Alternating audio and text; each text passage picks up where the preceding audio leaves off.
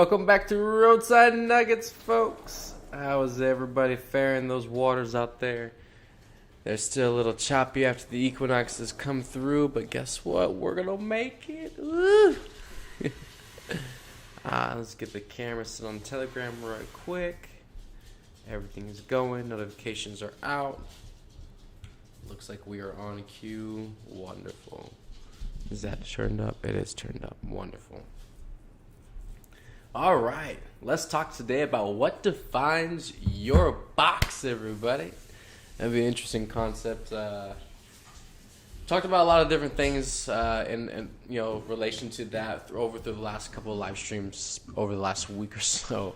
Now, just talk about the box, though. The actual box that is our life, that is our self-identity, that is our, whatever dream, whatever investment you have. What is this box that is the reason and the justification for everything in your life, right? It's a good question because everyone likes to reference the box. And I'll get to a post I saw earlier today, and it sparked off an interesting topic for me. But like everyone likes to reference the box. The box is the reason why the can'ts, won't do's, can't haves, all the different reasons why. Everything negative. The box is always referenced for this. Everything you want, everything that you need, everything that you have to have, everything that you're after, the things you must do, obligations, requirements, all this status quo, everything, right? Everything is referenced to the box because the box ultimately is why they are doing this thing. But no one ever actually references the actual box itself. And it's like, okay, well, let's look at the box that I'm trying to fill, that I'm constantly defending, that I'm constantly trying to stay within, that I'm never really too far from. Let's address the box, right? So what is your box? Humanity. What is this grand designed cardboard box that we have constructed for ourselves, yet we tell ourselves we can't leave, we can't outgrow it, we can't expand beyond it, and for whatever reason, that's just our box. We can't have another one, can't get rid of this one, this is our box. It's like when you buy things from the store, it usually comes with like, manual, directions on there, tell you about the expiration date, the warranty and everything, because everything is received with awareness that it's not going to last forever, right?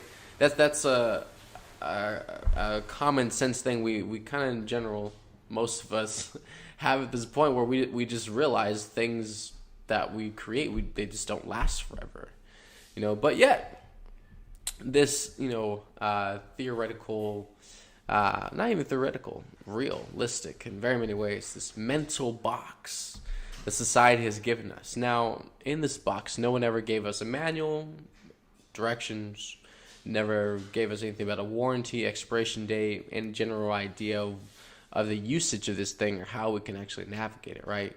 It was kind of just giving us this box and we were just expected to stay in it. Did someone tell us we had to stay in it? Did someone tell us we had to own that box forever? We couldn't get rid of it. We had to always stand by that box. Like it's your name tag.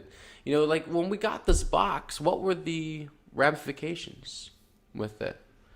What was the requirements? What was the signed dotted line that we said yes to? What was actually in that? If you look back on it, it's like, what? Wait a minute. You're saying the truth. It's like, why am I still carrying this thing around? Why am I still doing the same? Oh crap! Why am I still trying to live the same life? Yeah, it doesn't suit me anymore. Of course it doesn't. So let's address the box, right? Now, this post I saw on Facebook earlier today, it was talking about, it was a shot at conspiracy theorists. And this meme or post stated basically that conspiracy theorists are horrible, critical thinkers. And I felt that was pretty hilarious, because, I, as a conspiracy theorist myself, happen to be excellent at critical thinking, But then also let's take this further. Critical thinking itself, critical thinking is a very easy trap for the ego to hijack and manipulate people in. Because critical thinking is pretty much within that same to critical think about something, to really dive deeply in concepts,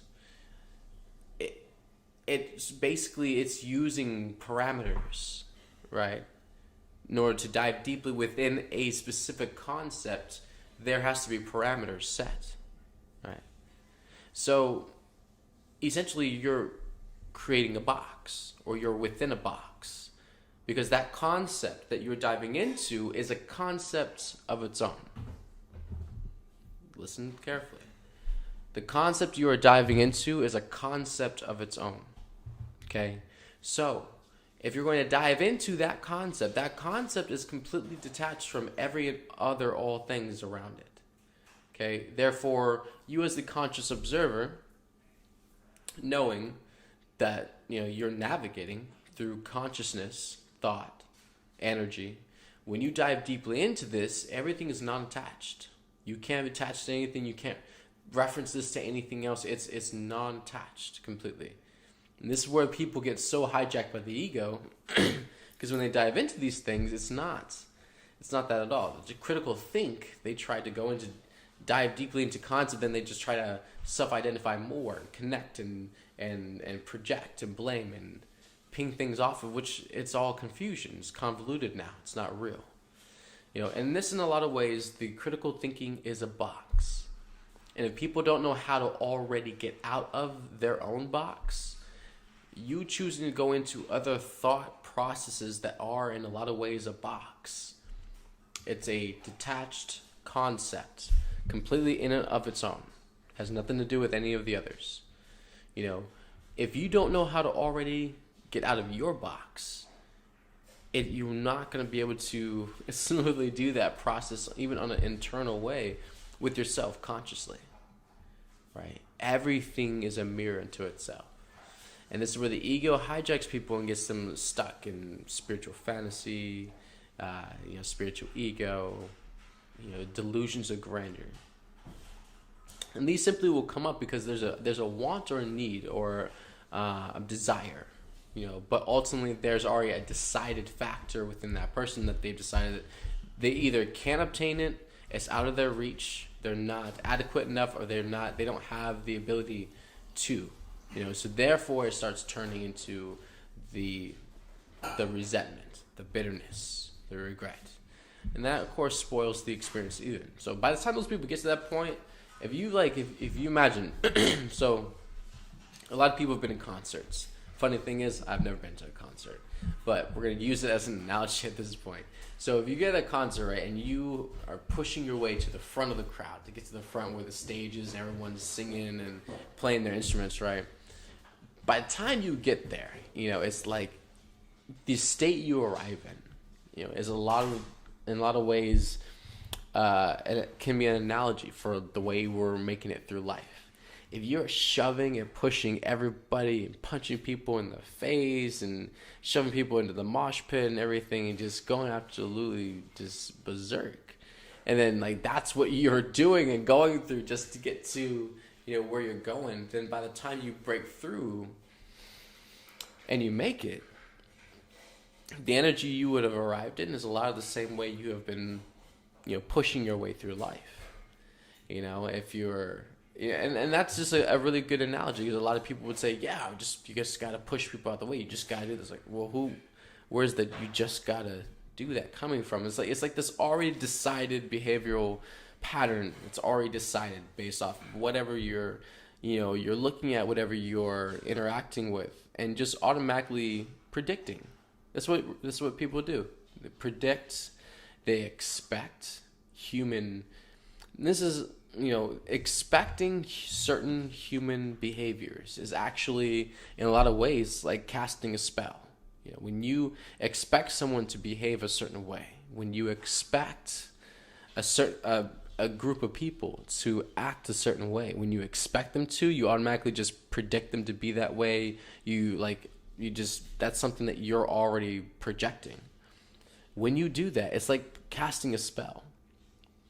And especially a lot of people who do that all the time and do that often, that's putting a lot of energy on people when you don't realize that, sometimes people embody energies not just so you can prove yourself right and say like, oh well, yeah, I never just knew it. Actually, like those people probably even didn't even have to go through that experience, but because you put so much of that energy on them, you kept putting the energy on them, kept throwing the energy at them, kept projecting the energy at them. At some point, they might just take on that energy and embody it, and then that's when you'll get that direct mirror back. And then that's what the whole time you were telling yourself that they were doing, and then after a while, that energy just builds up, and then they might embody it. And this is where we have to. This is definitely where we slow down a little bit, because we are children that are extremely traumatized, running all over the place, in life, and we still haven't caught up with ourselves or healed our own wounds by the time we're interacting with each other. And then that's already like wherever people are in their healing process, wherever people are and their letting go and forgiveness process, that's where they're meeting each other at too. And that's about their limit on their capability of how far they can go for each other at that moment too. So everything is in constant transition. So to state that this claim that things have to be perfect at some point or at all the time, it's like, it's not realistic. It never is, because everything is constantly in a fluctuation. It's in a flow, and it's going to rise and fall as seen fit by the divine plan, because the experience ultimately is what's teaching us. It's what's expanding us, as we move further and further down this road. And if you weren't being expanded, if you weren't being taught by the teacher, the master, what is the purpose of you truly being here if you knew it all? If you could do it all, it'll be a very boring experience, but there is something in learning new things. There's something in growing and finally having a breakthrough within yourself. There's something that you feel inside. It's like something igniting, like fire, coursing through your veins. It's like you feel really alive, for moments. And it's a really bright, amazing feeling that you have. And this is, a big part of why we're even here on this planet, because we're here for experience. We're here to constantly spark each other awake and alive, and to, clash and bounce off each other through this life, through all of our experiences and who we are and how we know each other, and just wherever we go. There's all kinds of things that we can do, here on this planet that we will be doing soon.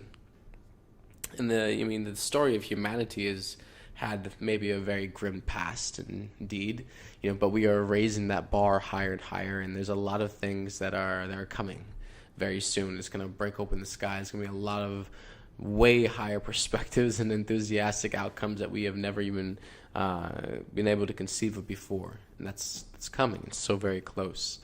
But definitely just being more positive, being more motivated, just the excitement, really the passion and the excitement of not being able to enjoy oneself. Like there's always a reason why. And I remember this too, especially it wasn't even just growing up, especially as a child, but even after that, when I was like a teenager and growing to my adulthood, like, there was like this weird energy all the time. Like there was never a moment I could have where like I actually relaxed, because there was always a reason for me to do something. There's always something to do, or like when I wanted to go sit down or wanted to go do this, like I would come up with a million different things along the way to do before I made it to that. It was just like so exhausting, and it's like almost like this energy where it definitely is a hijack, but it's like a very worry type of energy, where it's like you get the experience set up and to get it all good. Like I'm talking about even having a movie or making a dinner for yourself or anything like that, and then just like come up with all these different things before you finally sit down and eat it. It's like it's this weird energy where it's like it just constantly bypasses you and puts like, oh, you can do this, and yeah, you can do that, and yeah, you can do that. It's like, oh, it's like, well, where's the honor? Where's the love? Where's the, receiving the love and everything like this? Like almost you'll go through all that hard work to put it right there in front of your face, and then you'll make yourself do all this work while you walk around looking at it. It's like, you're still not worthy enough for it. You haven't done enough for it. It's like weird unworthy energy. But it's getting yourself to the point where like it's not about, and some people are like, well, you just gotta take your chances in life. You gotta take your opportunities. You gotta take this. It's like, it's not taking anything. It's nothing. It's nothing. It's never presented to you in life as something that's store bought on the shelf that you have to get it before the next consumer does. It's never that, right? Any point in time, anything is given or brought to you from, creation in life. It is destined specifically for you. It's not meant for anybody else, and there's just, what we create things that are ridiculous in our own minds, especially through Hollywood and the imagination of what we've put into fantasy. And I would say, a lot of people, especially based out of fear, in a lot of ways still believe out of fear that even that same fear and loss and suppression and just those lower experiences, there's a lot of people that still project that onto the divine, and they somehow think that this is an experience that can happen from the divine itself, that the divine would actually take course of action on something that would accrue fear purposely, or what would, punish, or, it's like, you start to see, it's like, there's no middle line drawn. People have been so suppressed, and, humanity's been through the ringer so much to the point where we don't really have that contrast. You see, that's what's happening. Because the contrast would help you be able to decipher, be able to gauge the experience and also yourself better while you're going through the experience. If you've always been or have been through most of the time suppressed, constantly been stressed, anxiety, paranoid, like pain and suffering, rage, anger, like if this has been a constant most of, if not all the time, then that means the contrast, you haven't even leveled out yet. You haven't even balanced out to the opposite extreme, to the point where once this energy that's just been cultivated and festered for years and years and years, once this starts to slide out, it has massive detrimental effects because you haven't even experienced the highs yet, right? And so this is where people, like, even in their ways of contemplating things, where because all this energy has just been so experienced in the lower most of the time, they haven't had a whole lot of higher contrast experiences, to be able to flip it, that's even started to infiltrate into their way of thinking. That when they imagine, when they picture the divine or the higher realms, the etheric, God, the angels, creation, how they project those lower emotions and lower frequencies onto the divine and God and the angels and creation, when that does not exist. But that's how a lot of humanity is seeing it through their eyes, and how they are understanding it is because they only know it from one contrast. They only know it from one side of the fence mostly. So in being able to relate and being able to resonate, for them, all they can do is just imprint what they have experienced and have learned so far through their, pain and suffering. Which, of course, everything is by choice and everything is by soul contract. So, if they're in those states, they're doing things, on a level of the soul where they're contracting that, they're manifesting that experience. So it's not about being sorry for people, but however, also making it, you aware that this is something that relatively has a direct effect on your life. It has a massive effect on your consciousness, your thoughts, your emotions, how your body works, your body health. Definitely. There's an interesting topic that I actually wrote it on that phone. Basically, it was like a download or just an epiphany I had, and we were walking on we were just going for a walk. And it was an interesting concept that came to us because it was like looking at the general area where we were at walking, and then just like the businesses and the restaurants and stuff. And I was like, what, that makes a lot of sense. How they would, in the scheme of things, uh, and it basically like kind of like science. You know, in science you have controlled experiments. You know, so you have a controlled environment, and so you would, um, it'd be like a control and release. You know, it'd be like you control the experiment. You know, do the experiment, whatever, and then you would release that into a greater environment. You know, whatever the experiment or the mouse or whatever it was, is like controlled environment experiment, right? So that in a lot of ways. And then I was like, the angels are kind of like, they like blew the picture up more. And I was like, no way. I was like, that totally makes sense. And it's like, instead of the mouse, just put a human being there, and there you go. You got it. You know, to a point where you've got tons of human beings that are conditioned, already programmed and conditioned, already set, right? And then you put them in an environment that's deeply condensed and compressed with, you know, high-end, you know, restaurants and different things, different attractions and stuff, and you make it so condensed that this is all that it's found within, like, so many different miles of each other, that also the populations within the same region are also now compressed and condensed in the same way. And then I was like, okay, yeah, that looks like a steamboat heading for an interesting landing, because that doesn't look like it's going to end very well with those factors at play. And you're right, because once you get further along in that, after a while, bringing in, you know, certain populations that are more able to afford, you know, we'll call them resources, the resources in the areas, and just like what the attractions are, and they're more able to afford those and pay for those things. And then you have the population where it's like they don't, you know, they can't really afford that. It's not their budget. You know, they probably have families and things, so it's not really feasible for them. But you have a large community that's in that bracket.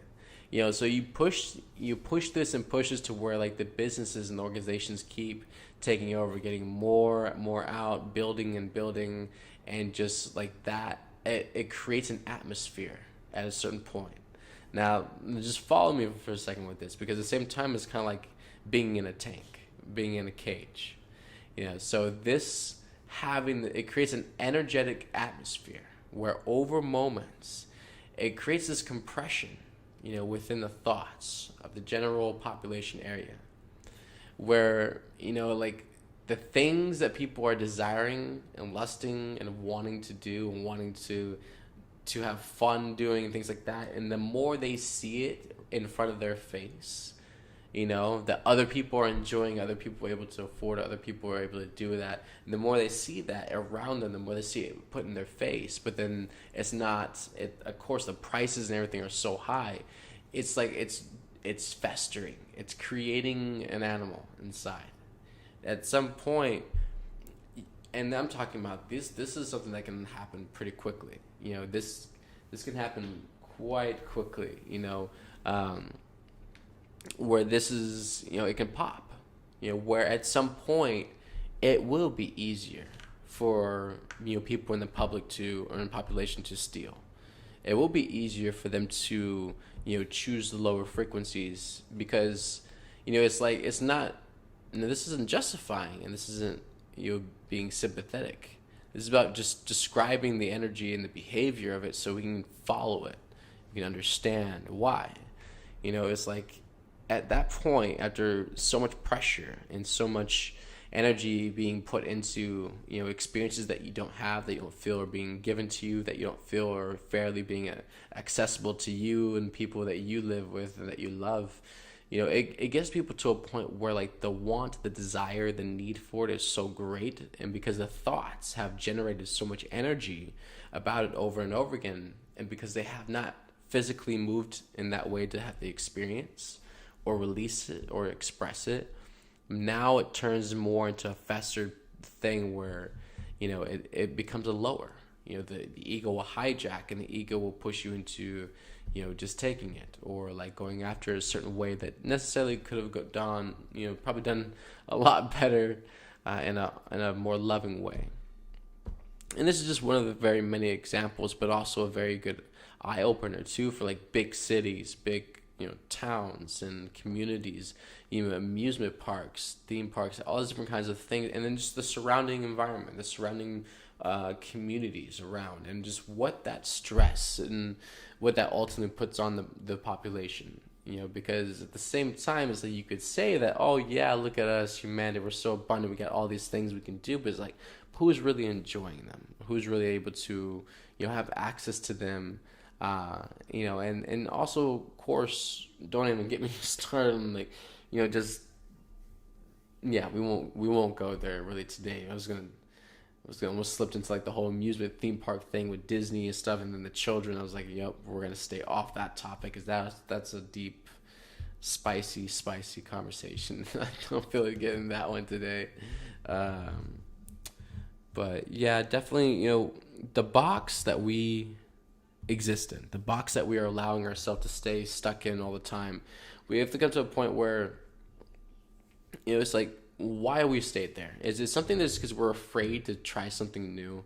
And that's also something, like I've had issues with that. A lot of people on the team have had issues with that where, like you've gotten so good at something or we've done something for so long that at a certain point when the inertia just completely switches up and it's like now all of a sudden a new way, there's a lot of, sometimes there's, anxiety, there's paranoia, there's, stress, and definitely for me a lot of resistance because like I like the other way. Why do we have to do it this way?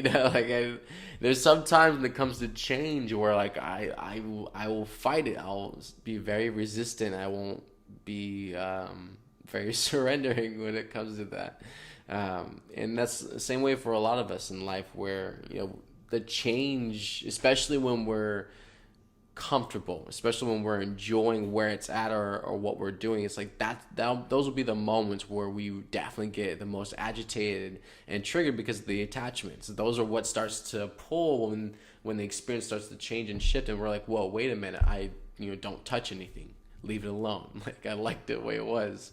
And just getting out of the box, getting the walls to come down completely, on the box. And ultimately realizing that, like, I feel that was another. I feel definitely is a relatively resonating experience for a lot of you out there with just yourself. Like when you've gotten to, I guess, an aspect of yourself or personality or a persona of yourself, when you got it down pretty good. People get pretty protective or defensive of that. And they it. I feel there's a lot of trauma and sorrow, sadness, different things that go into people just creating their own character for themselves, and then also at that point, it's like they're also not open to, I guess, critiques or like reflection or observations from people outside themselves. It's something they get very guarded and very sensitive about, and I feel ultimately because, like, understanding who we are in life and just like why we're here is not even just part of it, but just understanding who we are as a person, and what we're here to do, for ourselves, but also for other people, and just obviously we know we're different from other people. We're all very different, but then what makes us different, and going further than that, do you love those things that make you different from other people? Because if you don't, then that's like a whole nother level, area that we get stuck in as human beings, because a lot of people don't. Yes, we're all different and unique and beautiful, but yet most of us don't even appreciate or are grateful or love those different, unique parts of ourselves. Most of the time, based out of trauma and mass dysfunction, we try everything we can do to blend in within each other and be the same. And we were taught, many different times throughout the years that being different or standing out of the crowd was something bad or it caused pain. So there's many different ways people are vast approaching awakening, and they're coming all out of every different roadway you can possibly see, every direction. But it's just going to take patience. It's going to take, moments for people to get to that point. But the whole purpose of this message, though, is you got to get out of the box. You know, and I'm not saying that without understanding or the compassion that, yes, people are transitioning, they're waking up, they're slowly getting it. It's going to be in moments, I get that. But when it comes down to it, you actually got to make the jump still, too. It's not always going to be a talking piece. It's not always going to be a conversation over the fire type thing. You actually got to make the jump, right? And step out of the box. Actually make those choices. Actually do the things that are going to challenge your very own belief systems. And this is where, definitely it will get some of us when we have such strong belief systems. And yet the choices that we have to make, or the choices that we want to make, are the very same choice that challenge our own belief systems, that challenge our own comfort zones, our limits within ourselves. And the moment those get challenged and triggered, a lot of times the ego is going to want to push you back into familiarity. Like, okay, you know what? I'm not cut out for it. I'm good. I don't want it anymore. We'll backpedal, or we'll try to push it, but then we'll overcompensate and probably burn ourselves out, or probably overextend ourselves somehow, because it's still the fear that it's not meant for us, or that we shouldn't have it, but there's that longing within us. So definitely believe in yourself, having faith, trust, getting yourself back in those practices. I feel, again, if you are not taking care of your vessel, same way as a car, a ship, an airplane, if you're not taking care of it, how do you feel it's going to make it anywhere you need it to take you? Right? You got to put gas in the car, gas in the plane, everything, it all works the same way, metaphorically. But same thing for yourself. If you're not loving yourself, if you're not feeling yourself, restoring yourself, with love, compassion, nurturing, patience, peace, what do you actually think you're going to run on the entire time? You're going to run yourself dry. You're going to have a short circuit. You're going to burn out. And it's, getting out of the box is not this one once in a blue moon thing where you finally get enough courage up and you look over the box, you're like, all right, I'm going to make a run for it. And you jump out of the box and sprint for it. And then the first sign you see, you're looking just for the first excuse you can see. And as soon as you find anything that scares you, anything that triggers you, anything that causes distrust, lack of faith, anything like that, doubt, fear, anything like that, you are running straight back to that box. And I've seen so many people do this. And it's kind of like this fail-safe thing with the ego, where they can kind of say, after they get back in the box, well, I tried. Well, I gave it a try. I did it. I did it once. It's almost like you were betting on something to go wrong just so you can get back in the box, just to justify that you don't have to leave the box, but no one can give you shit because you at least tried it once. Yeah, it's like this little mind game that the ego tries to do. And this is exactly what happens, It's if you get out of the box, it's to level up, it's to evolve. It's not with the intention you're going to get back in it. You're moving on, right? But there's a lot of people that will do that. They're like, okay, I got to get out of the box. All right, I'll get out of the box. I'll get out, and they make a sprint for it, and they literally are looking for excuses. They're looking for the first excuse to give them a reason why they should have never got out of that box. They should have never tried it. They should never trusted. They're just looking for some excuse, the littlest thing, and it'll be the biggest excuse ever. Oh, see, no, this is why I don't do it. And that's just another excuse to stay within the comfort zone, stay within their boundaries, within those limits, and never expand, never grow or mature beyond that. And a lot of us, of course, yes, it's out of fear. Yes, it's out of, insecurities, inadequacy, not feeling that you're, not confident enough. It could be a whole list of things. None of those are reasons, though. None of those are justifiable, for you still not to try, therefore for you still not to put your foot forward and at least give your effort and see how it turns out for you. Most of them are just wasted, ramblings of the ego within ourselves to, waste and stall time, and then ultimately we run out of time, and then we say, oh well, we can't do it now because there's no time. It's like the ego will do whatever it can to come up with an excuse or a way out of something and make it sound so good, or just drag it on and on and on. And then it gets to the point where it's like, oh, see, you can't do it. Yep. So, this is why, especially with mom, this is a good lesson for all of us. Mom was on the spot. Let's go now. Present moment. Like anytime mom needed to do anything, like she would handle it right there on the moment. There was no like putting things off, like, oh, I'll deal with this next week, or I'll do this, tomorrow. It was like, all right, let's deal with it. Let's get out the way. And that was more of like, it was more of a practice and a training too, especially for all of us. Because with how quickly we can forget things, how quickly the ego can come in and just try to manipulate. The longer the ego, and we've tested this out like a million different times in the field over the years, that the longer your ego has with your thoughts and things, the longer it has to manipulate and to store.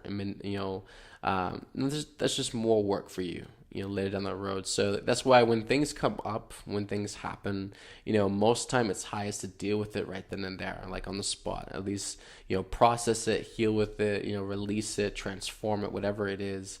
Don't let that just sit there and linger, because the longer it does, it's just going to sit there and get bigger and bigger. It's going to start grabbing thoughts you're having, and all kinds of different things is going to accumulate and get bigger, and that's something you don't want, because now it's a bigger elephant in the room that you're going to deal with. And at a certain point, that's when people start running for the hills. They don't want to deal with their own shit. So just don't make it harder for yourself. Let things go. It doesn't have to be this crazy out of this world thing. But yeah, the box you've got, I love you, Igor. You got to get out of the box. You got to first identify what your box is. A lot of people have this delusion that their life is a life, and your life's not a life at all. It's a routine. They're behavioral patterns. They are, set rigid, life experiences that we choose to have every single day, which we don't. Even if we just switch it up to anything.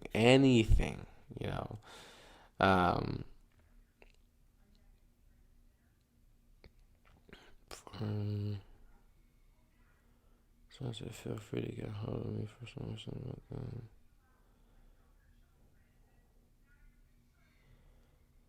What size is mom? Sorry, I was reading this comment on Facebook. Someone asked, what size is mom's shoes? I believe I might have a pair that used to belong to her. I'd known her before she passed in her younger years. Blessed be her soul. Yeah, and I feel mom's feet were like size 5. Yeah, like around size 4, 5. 5 sounds more of a bell, yeah. But yeah, pretty sure it was 5. Mom had little tiny beautiful feet. Tiny, pretty, precious feet Mama had. But anyways, what was I saying? Oh, let me check if there's. Oh,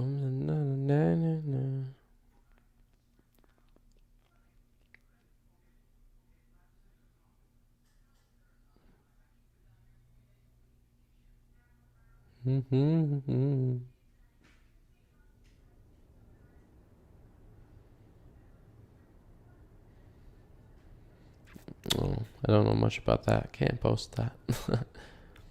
It was a post, but I haven't researched that one yet, so we will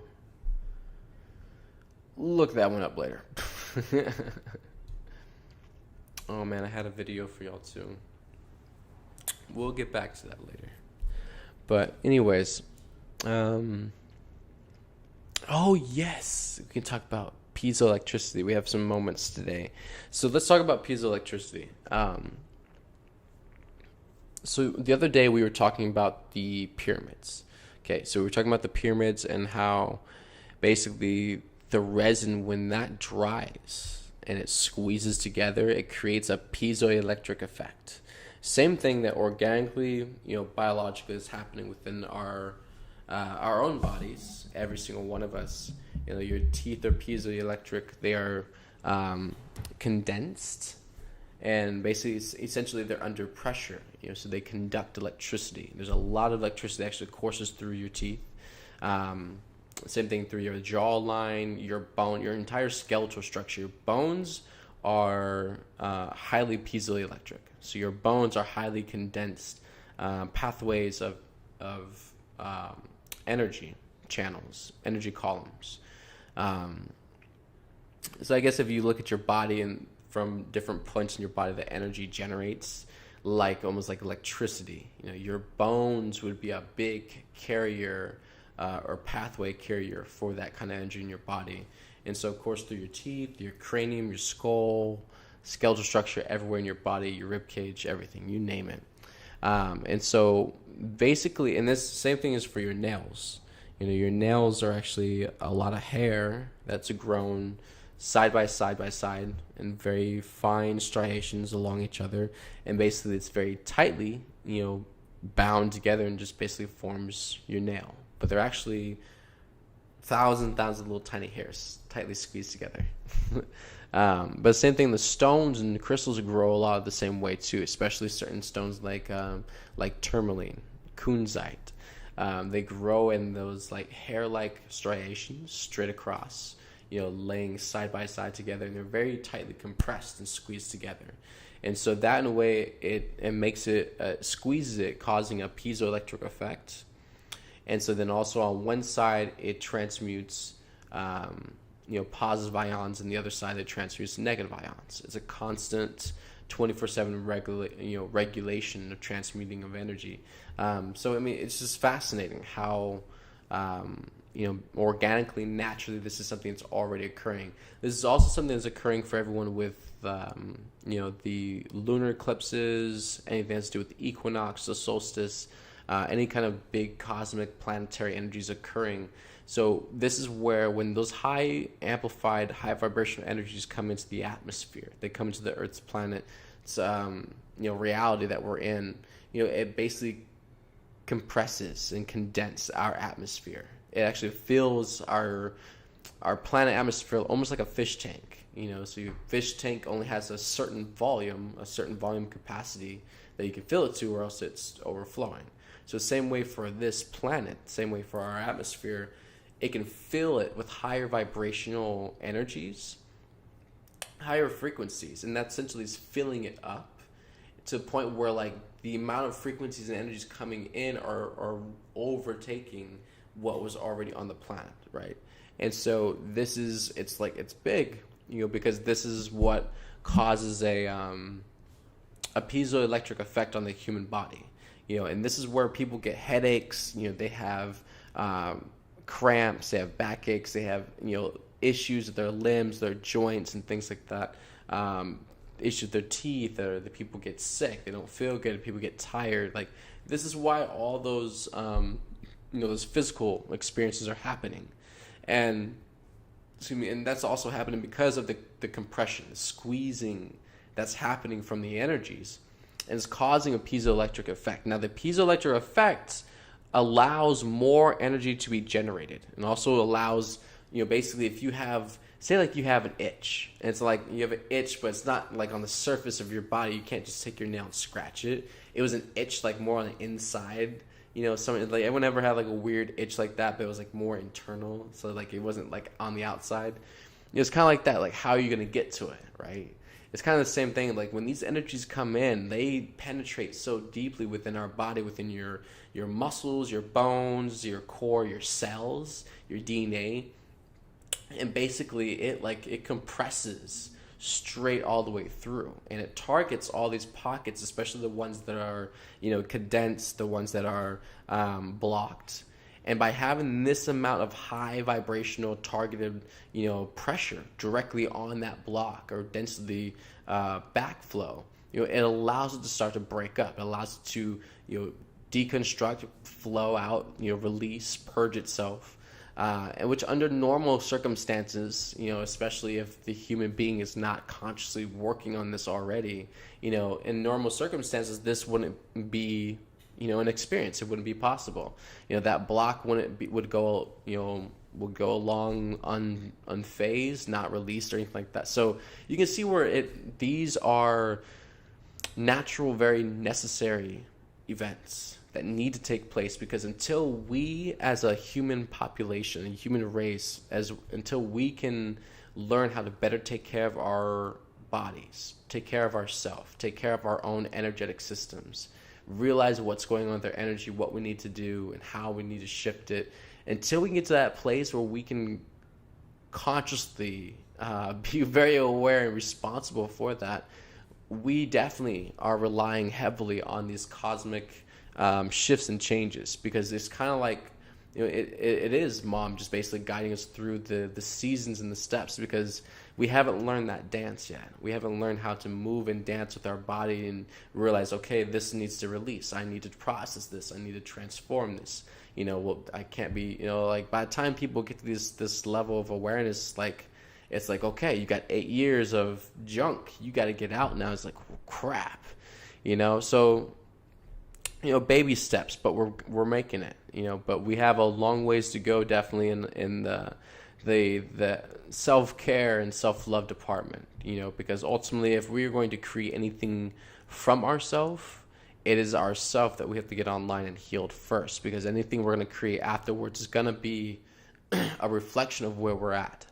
And if you can look at yourself and say truthfully, yeah, I'm definitely not whole love right now. I'm not being the example yet. I'm not, we're not there yet, So of course, anything you create from this is going to be a reflection of that. So it's time to build yourself up. It's time to put value and honor and respect again. We talk about this quite a few times at the end of each stream is, the value, the honor, and respect. If you think you're going to be a slave trade workhorse for God, it's like, ain't nobody interested in that. We're not here for P faces and people who feel out of obligation and out of duty that they have to do these things, that they got to do this for God or do this because they're who they think they are. It's like no one really has time for that. Like no one cares. We're more focused on being in joy, being in love, and being excited about what we do and having fun doing it. Because we can see the bigger picture and where it's going to lead us, and we are headed for greatness. So many great things are coming for all of us. So no matter what you are doing, do it in joy, do it in love, and honor and respect yourself for doing it. If you're not going to honor and respect yourself, it's going to dry up and spoil everything that you do, and then to the point where you're not going to want to do it at all. You see, this is how it works. You're not going to want to do it at all after a certain point if you're not honoring and respecting what you're doing thus far, because then it's like that's why you're always going to wait for the outside validation. That's why you're always going to wait for someone else to say, oh, well, look at this. Oh, beautiful. Oh, this is cool. It's like because you're not honoring and respecting it. You're not valuing it. So it's like somebody's got to fill that, either you or somebody else. So you got to choose you every single time, and that's what's going to help you expand, grow, and ultimately be able to move beyond that and master that in yourself, right? Because we don't need anything outside of ourselves. The empowerment comes from within, and as soon as we become empowered, we can we can co-create anything, we can push anything, we can become anything. But if there's no empowerment, if there's no trust and confidence within yourself, no bravery and courage that you can stand on your own 2 feet and you can accomplish this, you can do it, because God has empowered you through love. If you don't think you can do it, if you don't feel you can do it, then it's not going to happen, right? Because there's only you to fill your shoes. And you got to be the one at the end of the day to say, you know what, that's me, I do. Put my hand up, yes. I volunteer. I'll do it. So love yourself, trust yourselves. Big kisses and loves and hugs to all of you beautiful people. And yeah, be slow. That's the best advice I have for anybody right now. Just be slow and be patient with yourselves. There's the equinox energies are definitely, they're starting to wind down. However, everything that it's integrating in these moments, it's definitely picking up a lot of the emotional debris. So, buckle up. Here we go. This is what we've been talking about for a moment. This is where all the emotional muck comes up to the surface, and we just got to start clearing it, right? We've talked about it. We've been aware it's been coming for a moment. Hopefully everyone's been preparing, drinking water, ceremonies, and getting themselves amped up and ready, because now as this energy hits and it starts to wash up all the emotional crap and we can just filter this stuff out, the more detached you are, the better. The more you let it go and go with the flow, the better, okay? No control dramas, no freaking out, okay? Just keep letting it go, keep loving yourself, and just don't think too much into it. All right, trust that everything is happening for a reason. Everything is happening for the highest. So as long as you keep surrendering and letting it go, not being resistant, then it will all work out for the highest and the best. Okay, you just got to really trust Mom on this, and also too, I feel tomorrow, because it is, I feel tomorrow we'll do that. Tomorrow we're going to be launching podcast. And I just we'll have to look at the schedule. There's two different podcasts, and Aurora will be doing a podcast, and I will be doing another podcast. And those will be launching, I feel, every day. So we're going to get those out, and this is going to be really exciting. Those are going to be on Anchor, and I feel from Anchor that there's available on like other places like Apple and Spotify, Google Play, and things like that, Apple Play. So pretty excited about those different things. So we will see how all that goes. So I love you all. Take care of yourselves, and stay grounded and centered, of course. Stay hydrated as much as possible. Drink as much water as possible, and get outside. If you haven't been outside lately, especially as these high energies have just rolled in, get outside more. Feel the air, breathe. Sit outside in the grass, feel the trees, the ground. If there's any kind of like, I guess I wouldn't say like an attraction. Attraction is the wrong word for it. It's like nature park. If there's any kind of nature park or anything like that around you, like go there. Like get out, into a new area and just kind of have a new experience. Breathe, walk around. Sit by a tree, look at some of the flowers and the leaves, and, just kind of get lost in the moment. Just lose yourself in the moment. Don't even bring your phone out of the car with you. Leave your phone in the car, lock the car, and just like lose yourself in the moment and just explore, go on an adventure and see what you find, what your childlike curiosity brings your attention to, and just, just go on an adventure, and just see what happens. It would be fun. I don't know. But I love you all. Take care of yourselves. We will be back beautifully tomorrow, 6 a.m. Mountain Time and 8 a.m. Eastern Time with Buddha and Jeri. And I will see you all tomorrow afternoon. All right. I love you. Take care.